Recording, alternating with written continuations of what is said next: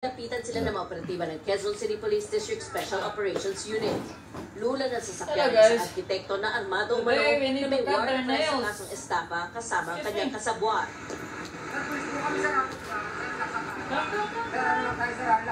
Who is going to be first? We finish Simba first. Hindi na pinandar pa ang sasakyan at pinababa mo ang sospek at isinilbi na ang warrant of arrest para sa isa sa kanila. It's okay.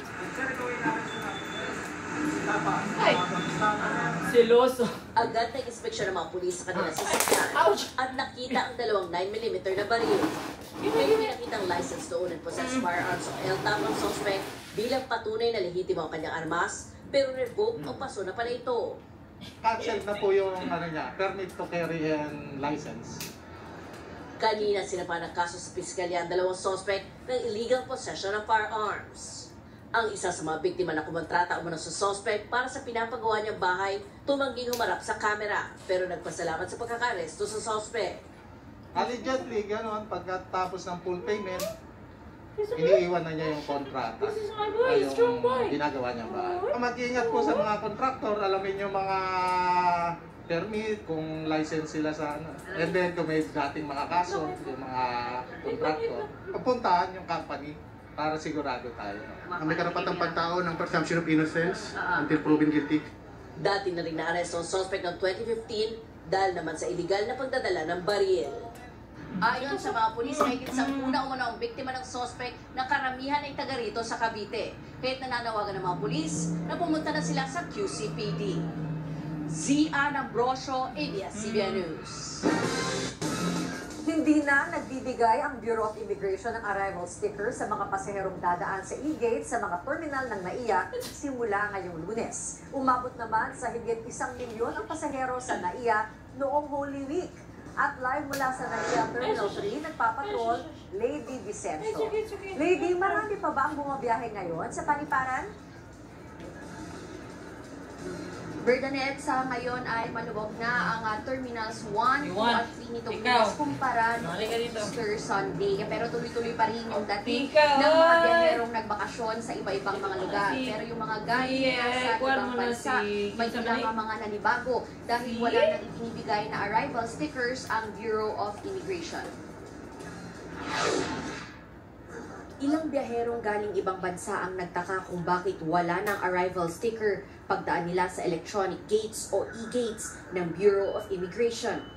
Proof of documentation at least na nakabalik sa ngayon is dahil yun yung nakasanayan. But if mas magiging easy naman yun and magiging efficient for us, okay na rin.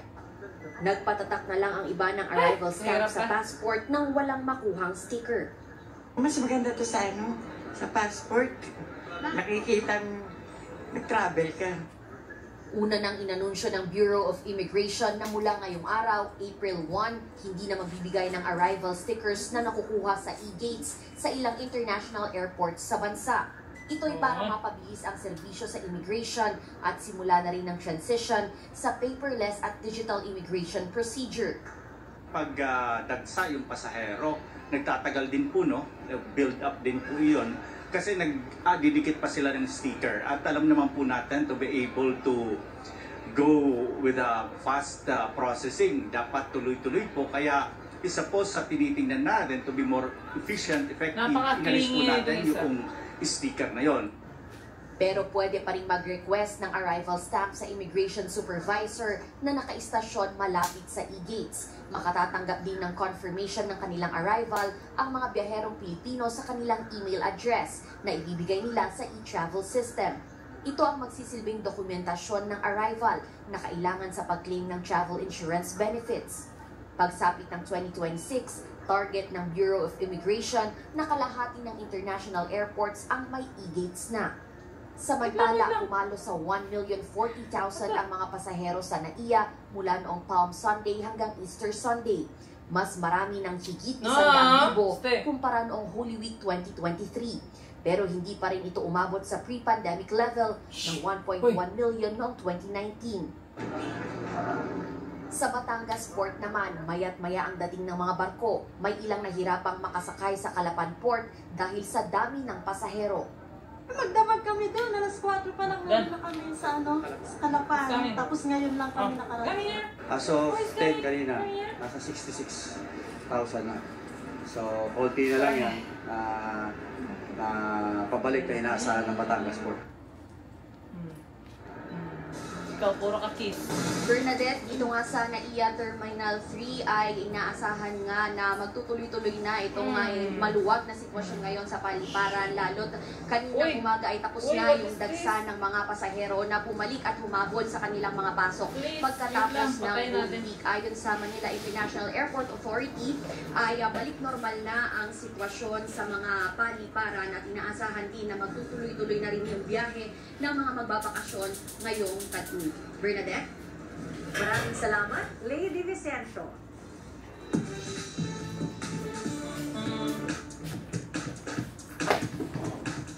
Buena mano nating celebrity star patroller ngayong buwan, ang kapamilya actress at bida sa pelikulang Sunny. Walang iba kundi si Miss Heaven Peralejo. Welcome back sa TV Patrol Heaven! Salamat, Ate B. Sinulit ng ilang celebrities ang Holy Week break para makasama ang pamilya. Nag-bonding sa beach ang mag-asawang Ria at Zanjo Marudo sa kanilang unang Easter Sunday bilang mag-asawa. Biyaheng probinsya rin ang mag-asawang Danica at Mark Pingris nitong Holy Week. Nagpapatrol, Daniel Krishnan.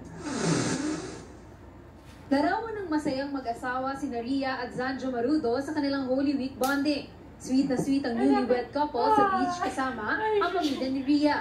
Present ang mga magulang ni Ria na sina Sylvia Sanchez at Art Ataide, kasama rin ang mga kapatid ni Ria na sina Savi, Jella at Arjo at kanyang asawa na si Maine Mendoza. Samantala, kasama ng basketballistang si Mark Pingris ang kanyang misis na si Danica Soto at mga anak sa Pangasinan. Sa social media ni Danica, ipinasilip nila ang bakasyon sa hometown ni Mark na may hashtag na Provincia Life. Kamakailan ay nasangkot sa kontrobersya ang relasyon ng mag-asawa matapos na lumutang ang isyong kaugnay sa third party. Tinuldokan naman agad ni Mark ang mga usap-usapan. Sa kanyang Instagram post, mariing pinabulaanan ni Mark ang relasyon sa aktres na si Kim Rodriguez. Paliwanag ni Mark, nakasama niya lang si Kim sa ilang basketball events, kung saan si Kim ang muse ng kanilang team. Sinabi niya ring okay ang pamilya nila ni Danica at nagpapasalamat sa mga taong nagmamalasakit sa kanilang relasyon. Nito lamang Marso, nagdiwang ng kanilang 17th wedding anniversary sina Mark at Danica. Samantala, pagkatapos ng Holy Week, agad naman pinagpiestahan ng photos si Catherine Bernardo na cover ng April issue ng isang magazine. Hot na hot na nagpo si Kat sa El Nido, Palawan. Tampok ang tema at mensaheng sa club. Gingo Krishnan, ABS-CBN News. Ang silosa. Matapos ang long weekend, sinalubong ang mga balik Maynila ng matinding traffic at mga hindi natapos na pagkukumpuni sa mga kalsada. At live mula sa San Pedro, Annapolis, nagpapatrol Johnson Manaba. So Johnson, kamusta ang lagay ng traffic? At ano yung plano sa mga hindi natapos na mga proyekto na yan? Ang silosa, may naging paglilinaw na ayaw magpapagawa good works sa kahabaan ng EDSA sa ilang pang parte ng Metro Manila. Ayon sa NMDA sa 50 permit sa edisyon nila, halos lahat ay natapos naman maliban na lamang sa 2 kontraktor ng isang telco. Kiniyak din ang MMDA na pagbubulay ng mga kontraktor. Matinding traffic din ang sumalubong sa mga bakasyonista na nagbalik trabaho na at natagas na yung kuko, tapos ayaw mo magpakuan. Ay, potlan ka mag-tiil. Maagang bumiyahe papuntang PITX ang factory worker na si Gerson para makabalik agad sa trabaho. Pero ang dating siyang hanggang 10 oras na biyahe mula Daig Camarines Norte pa Maynila, inabot ng halos 20 oras. Grabe, pinagdaanan namin simula pa lang ng parting Quezon po, grabe ang traffic. Pero sulit naman po, gawa ng pagbakasyon namin doon. Mararanasan pa rin natin to hanggang bukas at konti ng Wednesday, and by Thursday siguro mag-normalize na yung bilang ng mga pasahero natin. Malaki yung tinaas ng mga bilang ng pasahero natin as compared to the whole week last year. Ayaw sana ni Mary Ann makisabay sa maagang rush hour ngayong Lunes, pero hindi pa rin siya nakaiwas dito. Okay naman po yung biyahe from Ilocos. 9 p.m. kami umalis. Sorry, Paps. Dire-diretso na. So, dito lang sa EDSA. Sorry. Medyo nagka-traffic. Sa Batangas City Grand Terminal, kinulang ang mga bus dahil umabot sa 18,000 ang mga pasahero na doble sa inaasahan. Abot sa labas yung pila natin. At yung mga bus natin, nagtawag pa din kami dahil sobrang dami ng pasahero. Nagtawag pa kami sa pier. Bali, kinulang po dahil sobrang sunod-sunod yung dating talaga. Sa NLEX naman, ramdam ang bigat ng pila ng mga pabalik ng Maynila. Kami naman po ay nagpa-implement agad-agad ng maaga pa lang yung counterflow natin. Mula may Kawayan area hanggang dito sa approach na ng tapat ng Balintawak Plaza. Dito sa southbound po natin mula Marilao area hanggang Balintawak. Lalo naman ilang kongresista na imbestigahan ang reklamo ng mga motorista tungkol sa mga sumablay na RFID nitong Semana Santa. Pero may paliwanag ng Toll Regulatory Board. Maaaring po siguro merong panarana nangyari nga hindi nabasa sa maraming kandahilanan, maaaring ang sistema may problema pa o yung equipment kailangan palitan. It may be the system na kailangan ayusin, kailangan i-upgrade. It may also be yung equipment na kailangan i-maintain. Bukod sa volume ng mga sasakyan na balik Maynila, nakadagdag pa sa dati ng matinding traffic ang hindi natapos na roadwork sa EDSA. Sabi ng MMDA, sa 50 permit na ibinigay nila para sa roadworks nitong Holy Week, 48 ang natapos sa oras, pero may ilang hindi natapos na nakadagdag sa bigat ng trapiko. Isang pagkakataon po may gagagawa. 40 manholes na kanilang hinukay, 24 po ang hindi natapos. So 16 lang ang natapos. Nung kausap ko sila kanina, marami silang kinakapwiran na totally unacceptable po.